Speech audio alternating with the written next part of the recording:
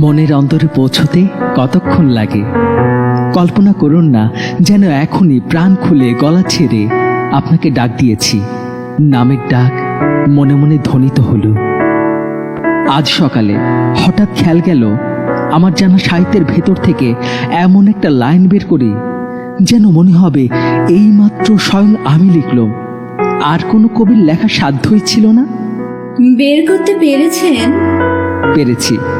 লাইনটা কি বলুন না। For God's sake, hold your tongue and let me love. দোহাই তোদের একটুকু চুপ কর, ভালোবাসি বারে, দে আমারে অবসর। একটা সুখবর আছে লাবণ্য, মাসিমার মত পেয়েছি। এবার তুমি যদি অনুমতি দাও, তোমার নামটা একটু ছেঁটে দেব। দাও। তোমাকে ডাকবো বন্য বলে। বন্য? জানি, না না, এ নামটাতে হয়তো তোমার বদনাম হবে। তোমাকে ডাকবো বন্যা, কি বলো? তাই টেকো, কিন্তু মাসিমার সামনে নয়। কিছুতেই না। এসব নাম বীজ মন্ত্রের মতো, কারো কাছে ফাঁস করতে নেই। এই রইল আমার মুখে আর তোমার কানে। আচ্ছা বেশ। আমারও এরকম একটা বেসরকারি নাম চাই। ভাবছি ব্রহ্মপুত্র হলে কেমন হয়? বন্যা হঠাৎ এলো তারই দুই কুল ভাসিয়ে দিয়ে। নামটা সর্বদা ডাকবার পক্ষে ওজনে ভারী। ঠিকই বলেছ। তুমি তাহলে নামটা দাও, সেটা হবে তোমারই সৃষ্টি। মিতা। চমৎকার। বন্যা, এ নাম না হয় সবার সামনেই রাখতে, তাতে দোষ কি? ভয় হয় এক কানের দুল পাঁচ কানে পাছে সস্তা না হয়ে যায়। হে মোর বন্যা, তুমি অনন্যা, আপন স্বরূপে তুমি আপনি ধন্যা। তোমার কথা শুনে আমার ভয় হয় মিতা। কিসের ভয়? তুমি আমার কাছে কি যে চাও, আর আমি তোমাকে কতটুকু দিতে পারি ভেবে পাইনি। কিছুই না ভেবে তুমি দিতে পারো, এইটাই তো তোমার দানের দাম। তুমি যখন বললে কর্তা আমার সম্মতি দিয়েছেন, আমার মনটা কেমন করে উঠল। মনে হলো এইবার আমার ধরা পড়বার দিন এসেছে। ধরাই তো পড়তে হবে বন্যা।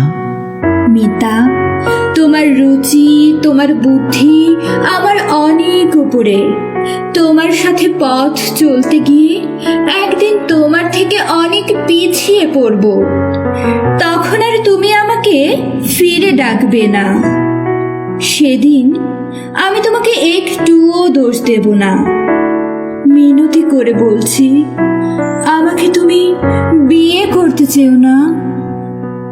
তোমার কাছ থেকে যা পেয়েছি সে আমার পক্ষে যথেষ্ট, জীবনের শেষ পর্যন্ত চলবে। কিন্তু তুমি নিজেকে ভুলিও না।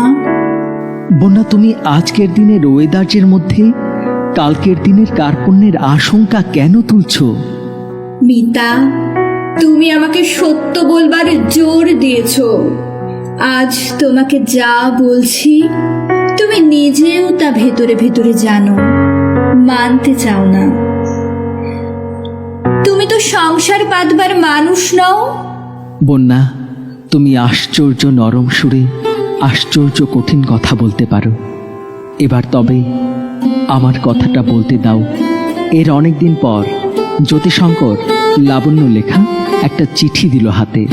চিঠির এক পাতে শোভনলালের সঙ্গে লাবণ্যের বিবাহের খবর। বিবাহ হবে 6 মাস পর, জ্যৈষ্ঠ মাসের রামগড় পর্বতের শিখরে। আর অপর পাতে কালের যাত্রার ধ্বনি শুনিতে কি পাও, তারি রথ নিত্য উধাও, জাগাইছে অন্তরিক্ষে হৃদয় স্পন্দন, চক্রে পৃষ্ঠ আধারের বক্ষ ফাটা তারার ক্রন্দন। ওগো বন্ধু, সেই ধবমান কাল জড়ায় ধরিল মরি, ফেরি তার জাল তুলে নিল দ্রুত রথে, দুঃসাহসী ভ্রমণের পথে তোমা হতে বহু দূরে। মনে হয় অজস্র মৃত্যুরে পার হয়ে আসিলাম আজ নবপ্রভাতের শিখর চূড়ায়। রথের চঞ্চল বেগ খাওয়াই উড়াই আমার পুরানো নাম। ফিরিবার পথ নাহি, দূর হতে যদি দেখো চাহি, পারিবে না চিনিতে আমায়। হে বন্ধু, বিদায়।